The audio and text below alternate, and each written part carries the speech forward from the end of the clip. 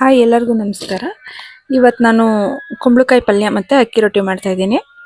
ಇದನ್ನು ನೋಡಿ ನೀವು ಒಂದ್ಸಲ ಟ್ರೈ ಮಾಡಿ. ಮನೆಯಲ್ಲಿರೋ ಐಟಮ್ಸಲ್ಲೇ ನೀವು ಮಾಡ್ಕೋಬೋದು.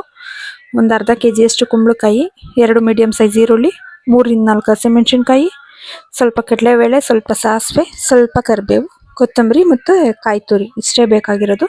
ಸ್ವಲ್ಪ ಎಣ್ಣೆ ಸ್ವಲ್ಪನೇ ಹಾಕ್ಕೊಳ್ಳಿ. ಸ್ವಲ್ಪನೇ ಹಾಕೊಂಡ್ರೆ ಟೇಸ್ಟ್ ಚೆನ್ನಾಗಿರುತ್ತೆ.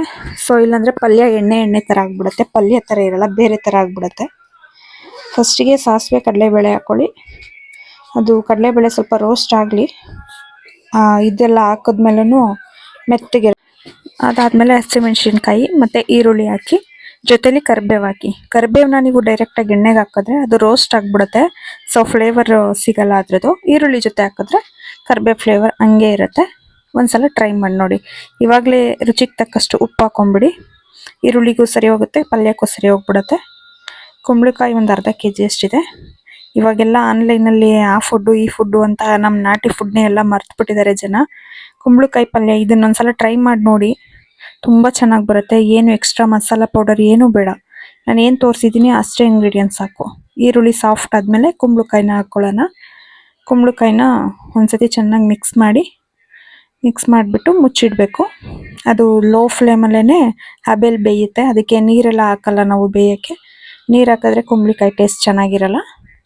ಸೊ ಹಂಗೆ ಮುಚ್ಚಿಡೋಣ. ಇವಾಗ ಚೆನ್ನಾಗಿ ಮಿಕ್ಸ್ ಮಾಡಿ, ಉಪ್ಪು ಆಲ್ರೆಡಿ ಹಾಕಿದ್ದೀವಲ್ವಾ, ಅದೇ ಹಿಡ್ಕೊಳ್ಳುತ್ತೆ. ಅಕಸ್ಮಾತ್ ಬೇಕು ಅಂದರೆ ಲಾಸ್ಟಲ್ಲಿ ರುಚಿ ನೋಡಿಕೊಂಡು ಹಾಕ್ಕೊಳ್ಳೋಣ. ಉರಿ ಇವಾಗ ಸ್ವಲ್ಪ ಹೈ ಫ್ಲೇಮಲ್ಲಿದೆ, ನಾನು ಇವಾಗ ಲೋ ಫ್ಲೇಮ್ ಮಾಡ್ತೀನಿ ನೋಡಿ. ಅದನ್ನು ಲೋ ಫ್ಲೇಮ್ ಮಾಡಿ ಬೇಯಿಸ್ತೀನಿ, ಮತ್ತೆ ತಿರುಗಿಸ್ಕೊಳ್ಳೋಣ. ಇಲ್ಲಾಂದರೆ ಸೀದೋಗ್ಬಿಡುತ್ತೆ ಕೆಳಗಡೆ, ನೋಡ್ಕೊಂಡಿಲ್ಲ ಅಂದರೆ. ನೋಡಿ ಸಾಫ್ಟ್ ಆಗಿದೆ, ಮತ್ತು ಸಿಪ್ಪೆ ಕಡೆ ಸ್ವಲ್ಪ ರಫ್ ಗಟ್ಟಿ ಇರುತ್ತಲ್ವಾ, ಅದಿನ್ನೂ ಬೆಂದಿಲ್ಲ. ಬೇಯಲಿ.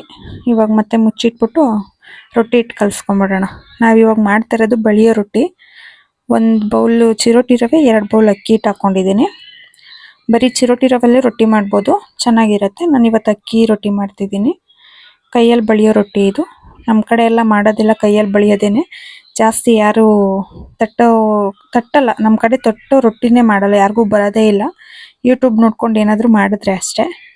ಇವಾಗ ನೋಡಿ, ಅದಕ್ಕೆ ಎಷ್ಟು ನೀರು ಬೇಕು ಅಷ್ಟು ಹಾಕ್ಕೊಳ್ಳೋಣ. ಕೈ ಸ್ವಲ್ಪ ಗಾಯ ಆಗಿದೆ, ಸೊ ಅದರಿಂದ ಅದರಲ್ಲಿ ಕಲಿಸ್ತಿದ್ದೀನಿ. ಹಿಟ್ಟು ಕಲಸೋಕ್ಕೆ ಕೈ ಆಗ್ತಿಲ್ಲ, ತುಂಬಾ ಪೇಯ್ನ್ ಆಗ್ತಿದೆ, ಸುಟ್ಕೊಂಡಿರೋದು ನೋಡಿ. ಅದಕ್ಕೆ ದೋಸೆ ಹಿಟ್ಟಿನೋದಕ್ಕಲ್ಲ, ಇನ್ನೊಂದು ಸ್ವಲ್ಪ ಗಟ್ಟಿಗೆ. ಕೈಯಲ್ಲಿ ಬಳಿಯೋದಲ್ವ, ಸ್ವಲ್ಪ ಗಟ್ಟಿ ಇರಬೇಕು. ಅದಕ್ಕೆ ಇಟ್ಕೊಳ್ಳೋಣ. ಇವಾಗ ತವ ಕಾಯಕ್ಕೆ ಇಟ್ಕೊಳ್ಳೋಣ. ಇನ್ನೇನು ಪಲ್ಯನೂ ರೆಡಿ ಆಗುತ್ತೆ. ಕೈಯಲ್ಲಿ ಬಳಿತಿದ್ದೀನಿ ನೋಡಿ, ಗಾಯ ಆಗಿದೆ, ಸೊ ಹಂಗೆ ಅಡ್ಜಸ್ಟ್ ಮಾಡ್ಕೊಂಡು ಬಳಿತಾ ಇದ್ದೀನಿ. ಇಷ್ಟೇ. ತಟ್ಟೆ ಮುಚ್ಚಿ ಬೇಯಿಸೋದ್ರಿಂದ ರೊಟ್ಟಿ ಮೇಲೆ ಕೆಳಗಡೆ ಎಲ್ಲ ಸ್ಟೀಮಲ್ಲಿ ಚೆನ್ನಾಗಿ ಬೇಯುತ್ತೆ, ಚೆನ್ನಾಗಿರುತ್ತೆ. ಅಕ್ಕಿ ರೊಟ್ಟಿ ಮೆತ್ತಗೆ. ತಟ್ಟೋ ರೊಟ್ಟಿ ಥರ ಅದು ಬೇರೆ ಟೇಸ್ಟು, ಇದೇ ಬೇರೆ ಟೇಸ್ಟ್ ಇರುತ್ತೆ ನೋಡಿ, ಚೆನ್ನಾಗಿರುತ್ತೆ. ನೀವು ಒಂದ್ಸತಿ ಟ್ರೈ ಮಾಡಿ ನೋಡಿ ಈ ಥರ ರೊಟ್ಟಿನ. ಯಾರ್ಯಾರು ನೋಡ್ತಿದ್ದೀರಾ ನನ್ನ ವೀಡಿಯೋನ, ಪ್ಲೀಸ್ ದಯಮಾಡಿ ಟ್ರೈ ಮಾಡಿ. ಎಲ್ಲರೂ ನಮ್ಮ ಚಾನಲ್ನ ಸಬ್ಸ್ಕ್ರೈಬ್ ಮಾಡ್ಕೊಳ್ಳಿ, ಸಪೋರ್ಟ್ ಮಾಡಿ ನಮಗೂ.